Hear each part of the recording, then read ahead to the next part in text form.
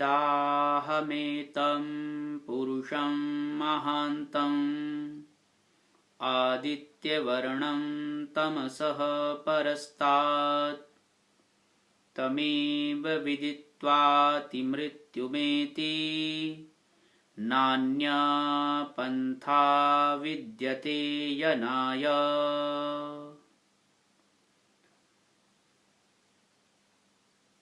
इस संसार के अंदर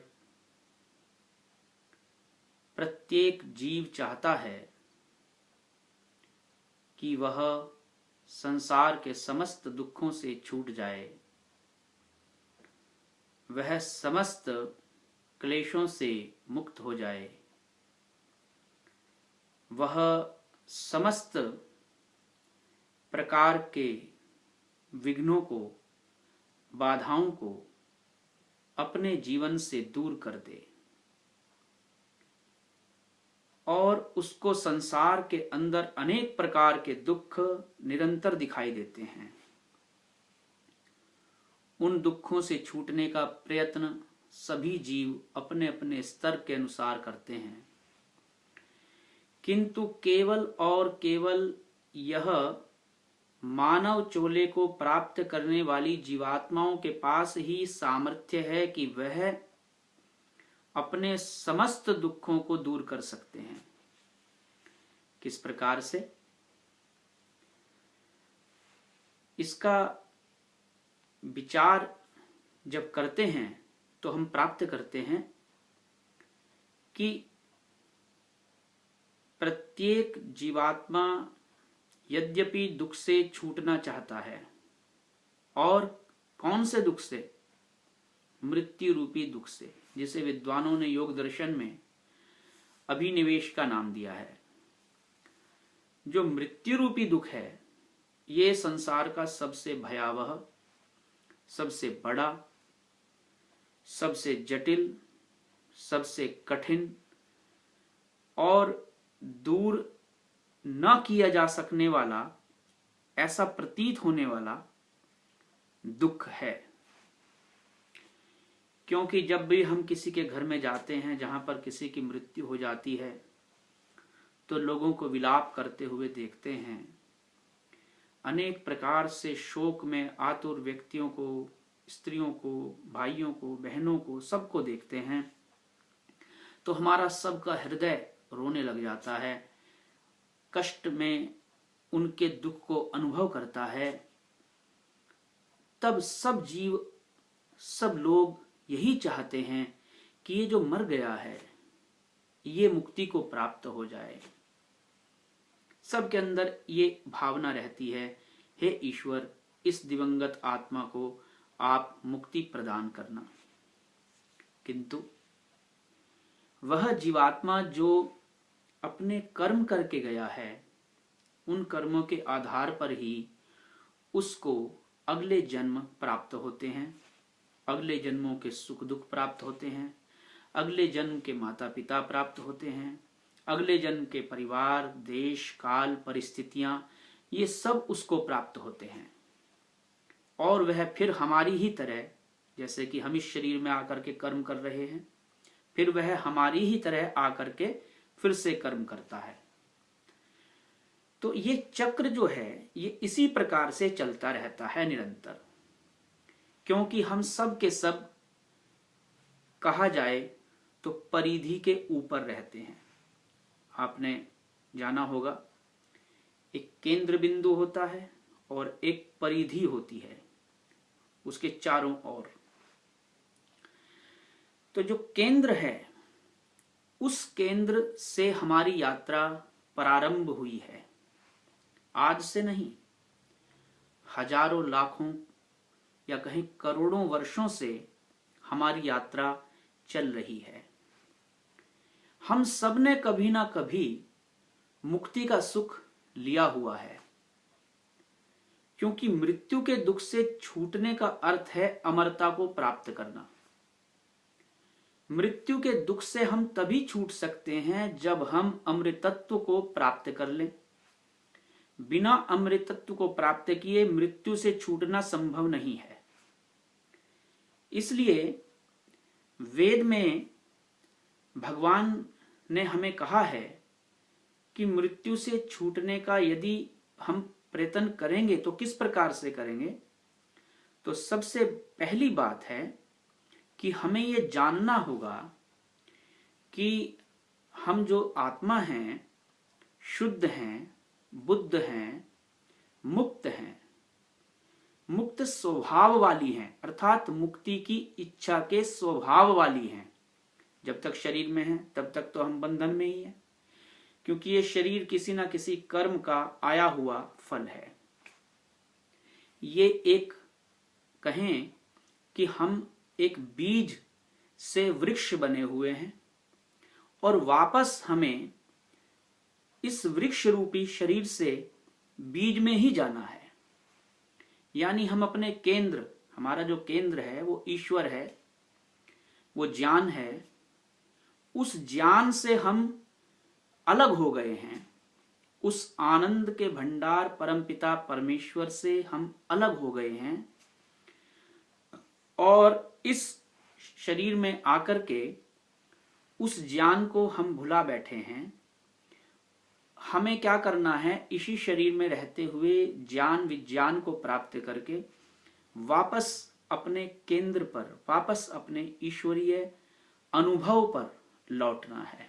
इसे हम कहेंगे केंद्र से केंद्र की यात्रा हमें करनी है, बीज से बीज की यात्रा हमें करनी है। हम जो परिधि पर जब घूमते हैं तो अनंत यात्रा होती है, दूरी अनंत हो जाती है, लंबी दूरी हो जाती है। लेकिन अगर हम केंद्र पर आ जाएं, सेंटर पर आ जाएं, तो क्या होगा, दूरी समाप्त हो जाती है। केंद्र पर बैठा हुआ व्यक्ति अपने ही स्थान पर रहेगा। इसलिए वेद के अंदर केंद्र की बात कही गई। और केंद्र की बात क्या कही गई कि जिस ऋषि ने वेद मंत्र का साक्षात किया, उसने कहा कि मैंने एक बात जानी है कि इस संसार को रचने वाला, बनाने वाला, इसकी संरचना करने वाला, सब प्राणियों का पालन करने वाला परम पुरुष, एक परम पद, एक परम दिव्य स्थान है। स्थान से तात्पर्य एक दिव्य स्वरूप है। उसको जानने के बाद मृत्यु के बंधन से हम छूट सकते हैं। उस ऋषि ने जाना और उस अवस्था को प्राप्त किया। तो वास्तव में हम सब के सब मुक्ति रूपी सुख से छूट करके, मुक्ति रूपी आनंद से छूट करके सूक्ष्म शरीर को धारण किए और सूक्ष्म शरीर को धारण करने के बाद स्थूल शरीर में आए। और स्थूल शरीर में आने के बाद हमने अपने जीवन के अंदर नाना प्रकार के कर्म किए। नाना प्रकार के कर्मों में शुभ कर्म भी रहे, अशुभ कर्म भी रहे, मिश्रित भी रहे। अनेक प्रकार के कर्मों का फिर हमने संस्कार बनाया। फिर उन संस्कार के आधार पर हमारे कर्म इकट्ठे होते गए हमारे मन के अंदर, चित्त के अंदर। फिर वो सब के सब चित्त जब हम शरीर छोड़ते हैं, सूक्ष्म शरीर के साथ वो हमारा कर्माशय चित्त के अंदर जो रखा हुआ है, वो खजाना, वो साथ ही चला जाता है। और उसी सूक्ष्म शरीर से फिर हम अगला देह प्राप्त करते हैं।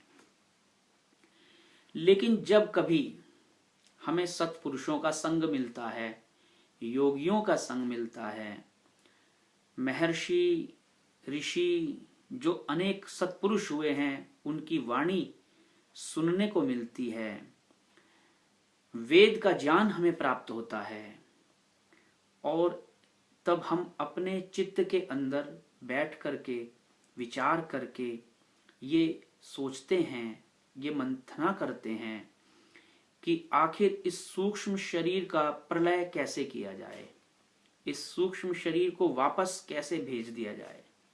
तो उसका एक उपाय योग दर्शन के अंदर महर्षि पतंजलि ने बतलाया है। वो कहते हैं कि दो प्रकार की समाधि होती है, एक संप्रज्ञात समाधि और दूसरी असंप्रज्ञात समाधि।